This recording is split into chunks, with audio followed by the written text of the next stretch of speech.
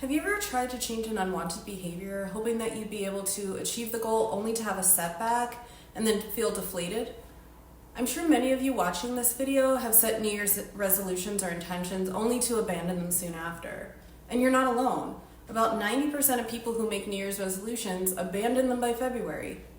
So what's going on with that? Why do so many people with the best intentions of improving their lives end up sabotaging themselves along the way? Let me give you an analogy. Imagine your life as a train track, and your habits are the train that runs on it. They determine where you go, and just like a train driver, we're mostly on autopilot when it comes to habits, especially the ones that are deeply ingrained.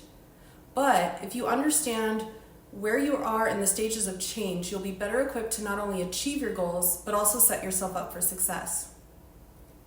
Conventional advice on behavior change tends to emphasize willpower and motivation. However, this perspective is overly simplistic and unrealistic and can also lead to a sense of self-judgment and overwhelm.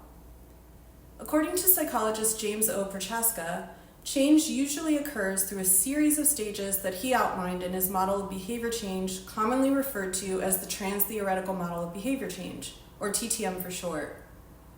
The Prochaska spiral acknowledges that change often involves returning to earlier stages in a cycle, revisiting ideas and adapting to new information. So in this video, I'm going to outline a few steps to help you to embrace the circular nature of change and to also identify the stage of change you're in and the specific approaches that can work for those stages. Here's a quick breakdown of the 6 stages of change according to TTM. Precontemplation. People in this stage desire change, but they don't have any specific plans on how to implement that change.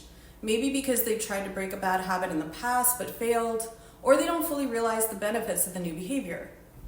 In the second stage, contemplation, you're considering taking action but are not ready or don't understand how to get started. If you've ever gotten stuck in the cycle of researching and reading about a problem or a habit you'd like to break, you might be caught in the contemplation stage.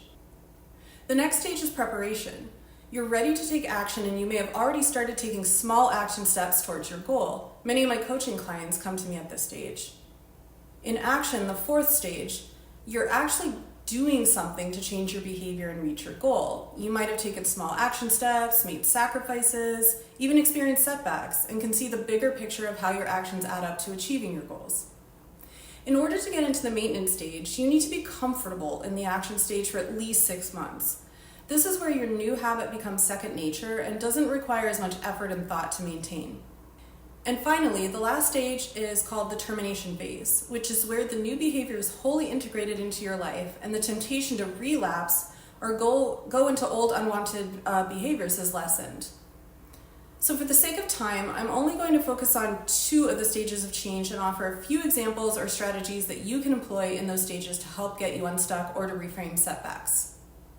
If you're in the preparation stage, here's a few tips to help you navigate that space. First, identify your core values and how your behavior change aligns with those values. For example, if you want to lose weight and one of your values is spending quality time with your family, and in particular engaging in activities with your grandchildren, then you can tap into that value when you hit a setback. The bottom line is to dig deep into your motivations and desires for change. Ask yourself, why do you want to reach a particular goal? How will it benefit your life? And anchoring into your values can help you see the bigger picture of your desires when you hit a snag in your progress. If you're ready or have already taken some small action steps to reach your goal, you can use SMART goal setting to help you scale down big and unwieldy goals into actionable steps.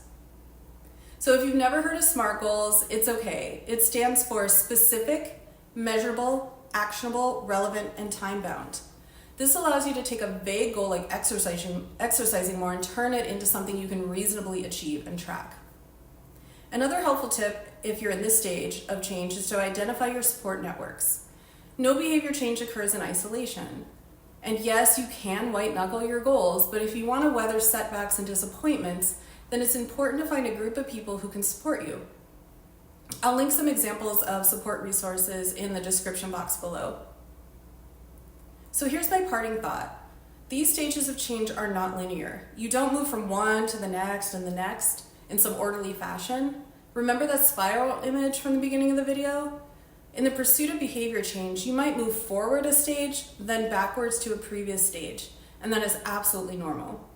It's not a sign of failure or a lack of willpower, but rather a self-compassionate lens on habit forming and habit breaking. Tell me what has helped you in breaking a bad habit. Feel free to share your story in the comments below. If you enjoyed watching this video, please like and subscribe to my channel. I also offer individual and group health coaching packages. I've linked my contact info in the description box if you want to get in touch with me for a free 15-minute consultation.